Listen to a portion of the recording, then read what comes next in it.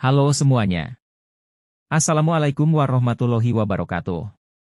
Jumpa lagi di Rohmain Channel. Mohon di like, subscribe dan share. Juga aktifkan lonceng notifikasi agar tidak ketinggalan update Rohmain Channel. Terima kasih. Assalamualaikum warahmatullahi wabarakatuh.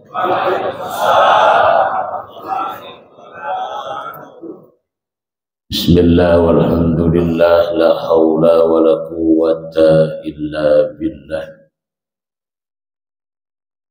Bismillah alhamdulillah alladhi an'ama alaina bikasratin ni'am.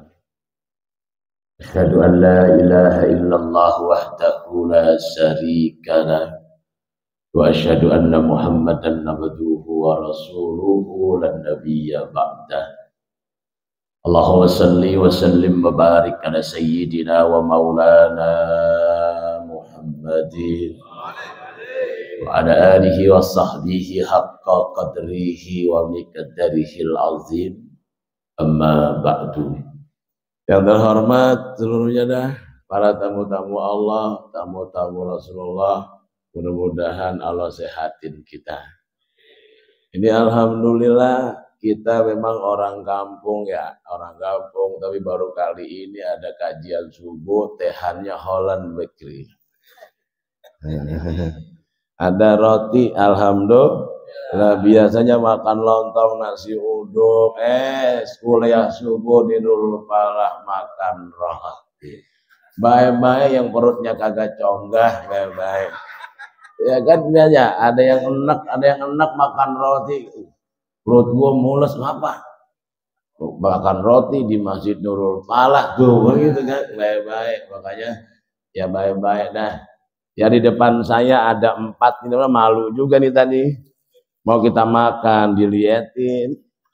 Enggak dimakan emang rada-rada perih juga. Malah ada kamera 3 biji. Iya ngeliat kemana-mana itu kepada kita makan ya Kiai. Saya mengutip sebuah hadis Rasulullah saja dikit aja. Diriwayatkan dari Abdullah bin Umar. Maaf Kiai kalau salah nih. Ya, kalau salah antar WA. Ya, WA ya bilang ngaji kan itu antar sesama jangan saling mendahului. Nah, ya WA ya namanya kan. Saya ngutipnya hadisnya dari Abdullah bin Umar, tapi saya nemuin hadis ini di kitabnya Sunan Ibnu Majah. Kalau ada kitab lain ya mohon maaf. Nanti kita ngobrol-ngobrol. Ya kan? Diriwayatkan bahwa beliau tatkala beliau bersama Rasulullah sallallahu alaihi wasallam. Enak banget kan kalau bersama Rasulullah ya. Enak gak bersama Rasulullah? Masya Allah Pak, enak banget. Tangannya lembut. Dalam kitab Syama'il Muhammadiyah, kain sutra itu lembut. Lebih lembut tangan baginda Rasulullah sallallahu alaihi wasallam. Badannya wangi. Wangi badannya Pak. Makanya barokahnya ketinggalan di Mekah dan di Madinah. Orang kalau sampai sono berhari-hari keringatnya kagak bau, berkah dari baginda Rasulullah sallallahu alaihi wasallam. Itu keringatnya berkah, nempel-nempel berkah ke istri-istrinya. Istrinya cakep-cakep gara-gara salah satunya berkah dari baginda Rasul. Makanya Bapak juga kalau punya keringat itu biar berkah tempelin. Lapin aja ke bini, insya Allah. Insya Allah enak tuh. Luar biasa tuh. Badannya proporsional baginda Rasul. Kalau duduk tegap. Baginda Rasul duduknya tegap. Maka sakitnya jarang. Nggak ada sakit pinggang. Makanya orang kerukut mungkin sakit pinggang. Karena duduknya rada kurang beres kita. Kalau ngaji duduknya tegap. Kalau kita bungkuk. Makanya lama-lama jadi sakit pinggang. Tegap. Husuk banget. Kalau baginda Rasul. Sama dong kita. Kalau kita enggak. Kalinya enggak usuk nyender. Ngaji paling enak banget nyender. Pak ngaji paling enak nyender. Namanya jider. Ngaji sambil nyender. Lama-lama jirem. Enggak apa-apa karena meremnya di masjid jadi dapat pahala. Belonjor enggak apa-apa belonjor. Belonjor nggak apa-apa kalau nggak malu. Nih Diriwayatkan dari Abdullah bin Umar. Dia bersama Rasulullah sallallahu alaihi wasallam. Tatkala bersama Rasulullah, ja'ahu minal ansori sumaqala. Tatkala dia lagi bersama Rasulullah sallallahu alaihi wasallam, maka datang orang Ansor. Kemudian orang Ansor itu bertanya kepada baginda Rasul. Pertanyaannya, ya Rasulullah, ayu a'malin ayul mu'mininal afdal, kata gitu. Wahai Rasulullah, apa sih yang paling mulia daripada seorang mukmin? Ini ngomongin orang mukmin nih, bukan ngomongin orang muslim. Ya, orang mukmin lah. Orang mukmin sama orang muslim kan bedanya tipis. Bedanya tipis. Ya, kalau pengen ngelihat orang muslim, datang aja ke hari raya Idul Fitri dan Idul Adha di masjid. Itu orang muslim. Nah, kalau pengen datang ke orang mukmin, datang aja subuh-subuh ke masjid. Nah, itu orang mukmin. Mukmin tuh, bedanya itu doang. Orang mukmin udah pasti muslim. Orang muslim belum tentu. Nggak tahu bener apa kagak nih. Kaji lah. Saya nggak tahu ya. Nggak tahu. Ya, buktinya banyak orang muslim, orang laki-laki kalau subuh-subuh sholatnya di rumah banyak. Banyak nggak? Yang kencengan dikit. Banyak nggak? Banyak. Wah, banyak bener. Ada juga orang laki-laki ke masjid kagak, di rumah kagak, tapi di banyak nggak? Banyak. Makanya mukmin sama muslim. Ya. Apa yang terbaik yang abdal seorang mukmin, kata baginda Rasul, ahsanuhum khuluqa, yang utama punya akhlaknya baik. Akhlak. Makanya kata Imam Hasan Al-Basri, man la adala la ilman lahu. Orang yang kalau nggak ada akhlaknya, pada hakikatnya dia nggak ada ilmunya. Nah, akhlak tuh ngomongin. Jadi ilmu nggak usah tinggi-tinggi, yang penting akhlak pada benar. Yang paling bagus mah ilmunya tinggi, akhlaknya benar. Yang paling brengsek mah udah nggak ada ilmunya. Udah, iya gitu, akhlak. Makanya kenapa nih pada nggak dimakan ini makanan, karena itu hagopor nggak dimakan, ya lu pada liatin akhlak. Mana jauh banget nih kayak. Ahsanuhum khuluqa, akhlak. Lihat orang dulu, Pak, ilmunya dikit tapi akhlaknya cakep. Apa jalan aja nyebrang pakai numpang-numpang. Nggak ada orang dulu, nggak ada orang dulu. Dulu nyebrang kali Sanggrahan, kagak numpang, anak bagong sama lewat. Bener gak sih ya? Bener ya? Terus kali yang ingat udah tua tuh. Kita diajarin sama orang tua, lu tuh numpang anak bagong mau lewat. Mau tuh bocah dipanggil anak bagong. Karena kenapa? Biasanya itu orang takut tuh. Jin takut itu sama manusia takut gitu kan. Makanya ada alak segitunya orang tua kita ngajarin kita. Maka yang paling tinggi adalah ngaji, ada akhlaknya. Bener ya? Bener, ngaji ada akhlaknya. Ngaji aja ada akhlaknya. Sembayang ada akhlaknya. Ngapa sih lu pada pakai sorban? Sorban ini bukan gara-gara ustadz, bukan. Memang dalam kitab Tanqihul Qaul itu emang diibaratkan sunnah, namanya rida. Ya, ada orang pakai sorban bukan ustadz, lu jangan pada lemes, jangan. Lu kagak ngerti ngajinya.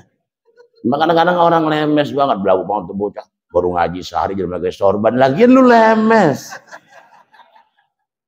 Akhlak, bahkan pantas banget ya pakai sorban, pantas ya. Pahala yang paling gede adalah kalau sembahyang pakai jubah. Jubah di kondisi namanya gamis. Bapak boleh nggak pakai jubah? Boleh. Kalau ini mah boleh. Cuma kan yang ngomong, bocah belagu amat ya. Itu kira-kira yang salah apa yang ngomong gitu ya? Itu kan yang ngomong jadi brengsek urusan. Ngajinya pada kurang dalam. Ketinggian ngajinya. Bener, itu akhlak sebenarnya. Makanya besok hari Minggu jamaah BKKKM pakai gamis semua. Setuju? Setuju? Yang beliin siapa nih kira-kira? Iya, daripada saya ditanya di dalam beliin ya. Rata-rata pada demen banget pengen dibeliin, saya bingung orang. Pada gratis banget, pada mau, bingung. Pak, Tahu nggak filosofi gratis? Ini saya ajarin, Pak. Saya ajarin. Kata Allah, lan tanallul birru hatta tunfiqu mimma tuhibbun. Orang itu katanya nih, saya juga belum sanggup nih, belum sanggup. Tidak disebut dengan sebuah kebaikan kalau kita tidak menginfakkan harta yang paling kita cintai. Dulu tidak ada kiai ceramah dulu, ya dia ngajak anaknya. Itu kiai ngomong begitu, ya kan? Anaknya baru ngeh. Itu kiainya punya ayam Jawa, gede banget paling dia demen. Habis ceramah, pulang, itu anaknya nggak ngomong-ngomong lagi, ayamnya dijual. Dijual sama anaknya, Pak. Pas cari lah ayam gua mana toh, saya jual ya astagfirullah. Emang kan kata ayah tadi betul ngomong tadi ceramah, lantana lur bilu hatta tunfikum wa tuhibun. Jadi belum disebut orang baik kalau nggak ngimpakin harta yang kita cintai. Makanya saya kasih orang aja tadi ya kata gitu. Itu yang kagak beres anaknya siapa ya? Bapaknya ngomong itu ngenes diem menjadi maka jadi usah jangan macam-macam kalau ngomong. Ya kan? Iya, itu kan 100.000 sama 5.000. Mana yang Bapak demen? 100.000 ya? 100.000. Yang Bapak gedegin 5.000. Jawab nih, mana yang ada punya duit 100.000 sama 5.000? Kira-kira yang Bapak demen yang mana? 100.000. Yang digedegin, kita ngacu ke ayat tadi. Ya, ngacu ke ayat tadi. Ayat tadi adalah tidak disebut kebaikan yang sempurna apabila kita belum berikan harta yang paling kita cintai. Oke. Tadi bikin selawatan Bapak taruh yang Bapak gedegin apa yang Bapak cintai?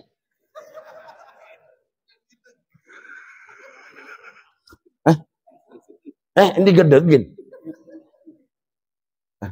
Makanya ada yang cerdik banget kalau sembahyang yang merah-merah nggak dibawa. Emang cerdik-cerdik banget kalau yang merah kalau sembahyang Jumat ngaji yang kira-kira ada tanggokannya, yang merah-merah, yang biru-biru agak dibawa. Pokoknya standarnya di bawah itu. Bener nggak? Cek aja tadi yang ngitung kotak paling gede berapa duit tadi itu. Akhlak. Yang paling mulia kata baginda Rasulullah SAW adalah akhlak. Sholat saja pakai akhlak. Makanya orang kalau dari rumah bawa sorban, ya pakai yang beneran dikit nih. Kalau sembahyang ya begini, sembahyang begini, sembahyang, ya kan? Ini kalau begini ceramah mah begini juga boleh aja. Ya, betul tuh. Nah, terus jangan kalau bawa sorban dari rumah pakai buat sejadah. Ya ilaha illallah. Lah akhlak bener.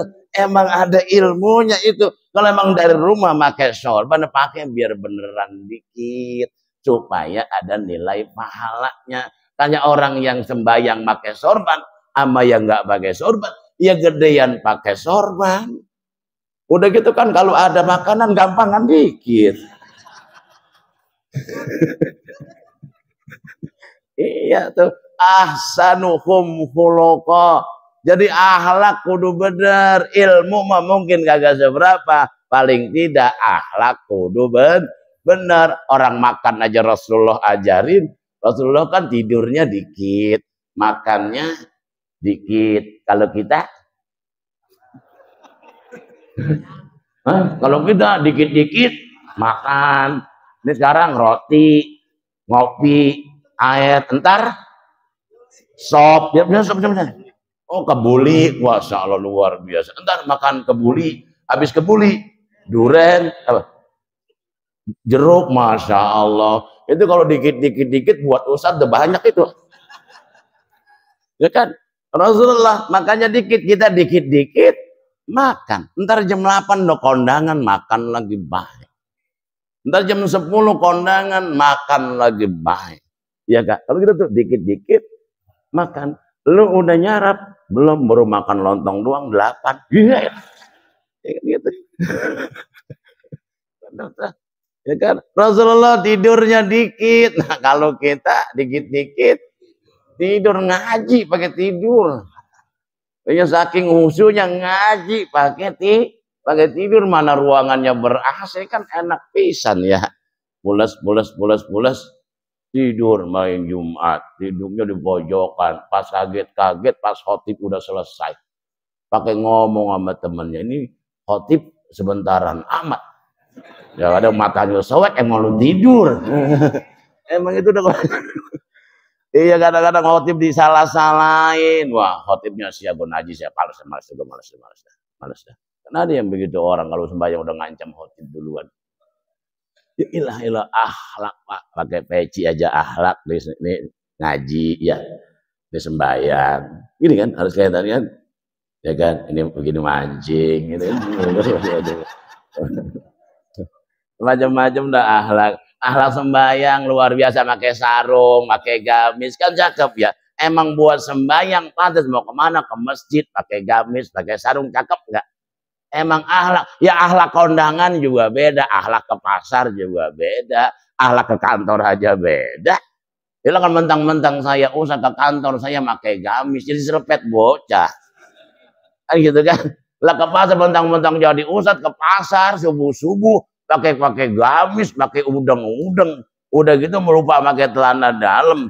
Naik motor kan repot juga, nggak ada tempatnya juga, emang ada tempatnya gitu. Jadi akhlak itu memang luar biasa. Makanya kata Rasul, abdul seorang mukmin adalah ahsanuhum khuluqa. Akhlaknya baik. Kita berjuang dah supaya akhlak kita baik. Kalau pinter mah ya pinter ya wajib juga pinter. Ya tapi jangan minter-minterin tanah bapak, jangan saking pinternya tanah bapaknya jual kagak ngomong-ngomong. Ya di kampung saya kalau sini mah alhamdulillah. Ya kan? Itu emang banyakan mana Pak? Bapak jual tanah anak jual tanah bapaknya. Ini kenceng dah Pak. Emang banyakan mana? Bapak jual tanah anaknya, anak jual tanah bapaknya. Oh, yang ngomong udah ngerasain Ramadan. Lah boro-boro Ustaz, makanya kadang-kadang hukum faraid kagak berlaku. Emang apa kagak berlaku? Tanahnya kagak. Iya, kadang-kadang hukum faraid kagak berlaku, emang tanahnya kagak, apa yang mau diperain. Gitu kan? Alhamdulillah. Yang kedua kemudian orang Ansor nanya lagi, bi ayyil mu'mininal aqyas, katanya. Ya Rasulullah, orang mukmin mana sih yang paling cerdik, yang paling cerdas, yang paling pintar? Ternyata jawaban Rasulullah luar biasa. Orang mukmin yang cerdas bukan yang banyak ilmunya, bukan yang tinggi kedudukannya, bukan yang banyak hartanya, akan tetapi seorang mukmin yang cerdas, kata Rasulullah SAW, aksaruhum lil mauti zikra. Orang mukmin yang cerdas adalah orang yang senantiasa semasa hidupnya ingat sama mati. Berarti ya biarin dah. Itu kayak ceramah takjiahan ngomongin mati. Bukan. Emang semuanya bakalan pada mati. Bener, mati mah mati. Yang paling dekat tuh bukan bini kita, bukan siapa-siapa. Yang paling dekat mati dah. Makanya nggak boleh macam-macam kita Pak. Ngeri bener, mati gampang banget lagi sila-sila gitu, sila. Saya pikir lagi ngaji, mati. Makanya baik-baik yang nunduknya duduk juga. Bener Pak, ingat apa mati, karena kenapa? Kata Imam Hamid Al-Fab dalam kitab Tanbihul Ghafilin, orang yang kalau ingat ama mati akan diberikan kemuliaan. Salah satu kemuliaannya adalah nasatun fil ibadah. Orang kalau ingat ama mati, dia semangat ama ibadah ama Allah Subhanahu wa taala. Betul. Karena bakalan mati ke masjid, dia semangat, betul. Dia tahu orang yang cinta dengan masjid akan dicintai oleh Allah Subhanahu wa taala. Kalau udah dicintai oleh Allah Subhanahu wa taala, apapun yang dia minta pasti diberi oleh Allah Subhanahu wa taala. Betul enggak? Lihat orang-orang yang rajin-rajin ke masjid, badannya pada sehat, betul. Ya Allah, rajin banget, zamannya umur 80 tahun masih sehat, pantes banget keluar dari rumah tuh, emang udah tua lagi ya. Emang kalau udah tua mau ngapain lagi? Iya, Pak. Allah cinta kepada orang yang ibadah. Tapi Allah lebih cinta kepada anak muda yang rajin ibadah. Ini anak muda nih. Maka duduknya beda banget tuh. Udah seragam pisan, pakaiannya hijau, hafal Quran nih. Orang kan kalau sorbannya hijau, pakaiannya hafal Quran. Sorbannya hijau tuh hafal Quran biasanya. Besok kagak dipakai dah nih. Lah bener, silanya luar biasa, duduknya luar biasa. Anak muda, model kayak kita hanya dicinta oleh Allah. Benar, Pak? Allah cinta kepada orang yang ibadah, tapi Allah cinta kepada anak muda yang rajin ibadah. Hidup anak muda. Itu makanya subuh-subuh anak muda langka. Ya isi-isinya aki-aki. Ya wajar, Pak, aki-aki mah demen sama masjid kan mah ajal dekat. Iya bener, mau ngapain emang keluar dari rumah, pantes banget tuh aki-aki ke masjid, pantes ya, Pak? Pantes, ajak ijik, yang mana masjidnya ada tingkatnya, dia nggak ngeluh, dia ngomong, biarin dah tingkatnya, biar badan gua jadi tuh. Tapi orang yang gede mah masih sih banget tingkat, gua kan udah tua, ada ya begitu ya. Itu mah alasan orang males. Alasan orang males itu mah. Iya, mau baik-baik kepleset. Ya seandainya kepleset juga kan dapat pahala itu, Pak. Pantes orang tua keluar dari rumah ke masjid, ya Allah emang udah tua mau ngapain lagi ya. Ya kan, pantesnya ke masjid. Nonton dangdut kagak pantes. Aki-aki masih nonton dangdut baik, kagak pantes. Nyawer apalagi itu, apa lagunya itu aki-aki lah kagak pantas. Mancing kecebur. Lah grup WA kagak punya ya Ji Komar. Iya, emang aki-aki Masya Allah pergi ke masjid, kadang dia keluarin mobilnya pakai sorban, pakai gamis, treng, wangi banget, malaikat rindu kepadanya. Jadi gitu, Pak. Makanya orang yang jauh sama masjid akan dijauhi oleh Allah Subhanahu. Makanya mukmin yang sejati yang paling pintar katanya ingat bakalan pada mati. Orang yang ingat sama kematian. Karena kenapa? Orang kafir nanti di yaumul kiamah nyesel, pengen dibalikin lagi, pengen ibadah sama Allah Subhanahu wa taala. Jangankan orang kafir, orang mukmin saja tatkala di sakaratul maut ternyata nyesel hidupnya. Ambil contoh Sa'ban. Sahabat Nabi namanya Sa'ban. Sa'ban ini sahabat Rasulullah, nggak terkenal kayak Khalifatul Rasul, nggak terkenal. Tapi dia ini dekat sama Rasulullah. Tatkala baginda Rasulullah sampai di Madinah, dan di Madinah ini dia nyari tanah, akhirnya Rasulullah beli tanah tuh. Kada orang anak-anak yatim, Suhal dan Suhail namanya, dibeli. Tatkala Rasulullah diam di Madinah, yang sekarang ada di Nabawi itu, ada rumahnya, ada masjidnya. Seluruh sahabat-sahabat baginda Rasul pengen deket sama Rasulullah. Pengen jamaah bareng, ngaji bareng, bareng. Beda dengan Sa'ban. Sa'ban ini dia milih jauh, Pak, rumahnya. Jadi dari masjid ke rumahnya itu kalau jalan 3,5 jam. Kalau jalan. Setiap hari. Tapi hebatnya Sa'ban ini, walaupun rumahnya jauh, dia selalu bersama Rasulullah. Bahkan datangnya paling dulu, duduknya di pojokan. Dalam riwayat. Rumahnya jauh, datangnya paling dulu. Sama orang sini.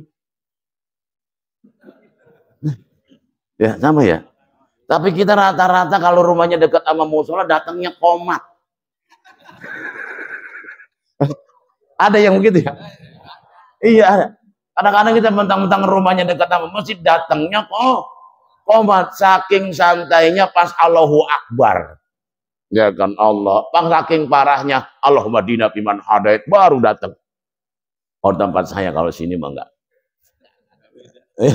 Iya tuh rata-rata tuh rumahnya dekat malah datangnya belakang. Biasanya ada dengan Sa'ban 3,5 jam kalau jalan. Kira-kira dari sini kemana kalau jalan, Pak? 3,5 jam kamu kira-kira. Pondok Labu ada 3,5 jam kalau jalan, enggak ada ya? Coba kebayang nggak? Seandainya kuliah subuh besok di Pangkalan Jati, kalau pengen dapat pahala yang gede, kita jalan bareng-bareng. Setuju?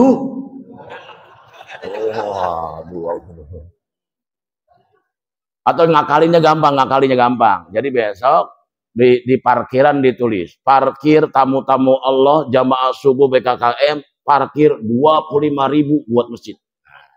Cakep nih, cakep nih. Cakep nih. Kira-kira terusin parkir apa kita pulang? Hah? Pulang. Lah parkir nonton SK 25.000 kita bayar. SK. Kemarin ada Mardotilah. Kemarin saya lihat Mardotilah tuh. Wah, hujan. Jadi gak sempet ngiat, jadinya gak sempet ngiat. Yalah usah mau ngaji mulu apa. Kali-kali itu. Parkiran SK 25.000. Parkiran masjid 25.000. SK kita bayar ke masjid. Lah begini amat nih hidup ini. Kenapa bisa begitu, Pak? Itu diri kita sebenarnya, Pak. Dia bilang, jangan parkir di sono. Bayar. Motor lu taruh aja ada. Ada yang begitu kan? Itu kan. Itu Sa'ban tuh rumahnya jauh. Namun suatu ketika subuh Sa'ban nggak hadir ke masjid, ditanyain sama Rasulullah, mana Sa'ban? Ada yang nggak kenal Sa'ban? Saya kenal ya Rasulullah. Tahu nggak engkau rumahnya? Tahu ya Rasulullah. Tapi rumahnya jauh ya Rasulullah. Dia 3,5 jam dari sini ya Allah. Luar biasa. Itu Sa'ban setiap hari jalan 3,5 jam hanya untuk sholat jamaah, sama dengan kita. Alhamdulillah. Lalu diajak baginda Rasul ke rumah Sa'ban, ketemu dengan istrinya. Assalamualaikum. Kata istri, waalaikumsalam. Mana suamimu wahai istri sahabatku? Kata istri, wahai Rasulullah, suami saya baru malam meninggal ya Rasulullah. Kaget ya Rasulullah. Makanya Bapak, kalau sahabat-sahabat BKM nanyain, itu ya kalau yang nggak ada di BKM sehari 2 hari, tolong tanyain Pak. Takut kita. Bener Pak. Ternyata udah dipanggil oleh Allah Subhanahu wa Ta'ala. Pantesan Sa'ban nggak datang sholat subuh karena dia udah dipanggil oleh Allah Subhanahu wa Ta'ala. Berarti orang yang nggak datang sholat subuh berarti dia udah luar biasa. Nggak sholat subuh cuma gara-gara meninggal. Baru kali ini saya ceramah pindah-pindah begini nih. Di sini doang ini, emang gara-gara duren ini. Terus sampai meninggal tuh. Ternyata orang gara-gara dia nggak sembahyang subuh cuma gara-gara dia dipanggil oleh Allah Subhanahu wa Ta'ala karena dahsyatnya sholat jamaah. Terus kata baginda Rasulullah, istri sahabatku, ada nggak pesan-pesan suamimu menjelang meninggalnya? Nggak ada ya Rasul. Cuma malam-malamnya dia teriak-teriak. Atau bahasa kita yang ngigo, tahu ngigo? Makanya kalau ngigo itu udah ada ngigo. Apa teriak-teriaknya? Seandainya jauh, seandainya banyak, seandainya baru. Cuma itu ya Rasulullah. Rasulullah tersenyum. Apa maksudnya Rasulullah? Rasulullah menjelaskan. Seandainya jauh. Ini suamimu tatkala dia berangkat ke masjid, tatkala dia sakaratul maut, makanya digambarkan pahalanya dia pergi ke masjid. Makanya dia ngomong, seandainya masjidnya itu lebih jauh lagi, niscaya pahala saya mungkin lebih gede. Yang rajin ke masjid aja nyesel, apalagi memati doang ke masjidnya. Benar tak? 3 jam. Bayangin, yang rajin ke masjid Sa'ban menyesal, digambarkan pahalanya. 3,5 jam dia jalan sholat jamaah. Nyesel dia Pak. Karena kenapa? Segitu pahalanya. Yang kedua ya Rasul, yang kedua seandainya semua kebiasaan suamimu pulang dari masjid disediain roti. Nah tatkala roti ini mau dimakan, tiba-tiba diketuk pintunya, ternyata pas dibuka adalah orang fakir miskin. Maka suamimu itu membelah rotinya, sebelah dia makan dan sebelah lagi dikasih fakir miskin. Tatkala meninggal digambarkan pahalanya. Kalau seandainya semua itu roti dikasih, mungkin pahalanya lebih gede. Makanya yang punya kantong 50.000 tadi ngaroknya 5.000 bakalan nyesal. Yang terakhir Rasul, seandainya baru suamimu itu keluar dari rumah musim dingin, pakai jasnya 2, yang satu yang di dalam yang bagus, yang di luar yang jelek. Tiba-tiba di jalanan ketemu orang sedang kedinginan, maka diserahkan tuh jaketnya kepada orang kedinginan hingga orang itu tidak meninggal. Tatkala meninggal digambarin pahalanya. Seandainya baru. Kalau saja jaket yang saya kasih itu baru, mungkin pahalanya lebih gede daripada saya kasih yang jelek. Assalamualaikum warahmatullahi wabarakatuh. Demikianlah, semoga bisa memberikan informasi yang bermanfaat buat semuanya. Dan jangan lupa di like, subscribe dan share. Aktifkan juga lonceng notifikasi agar dapat menerima update Rohmain Channel. Wassalamualaikum warahmatullahi wabarakatuh.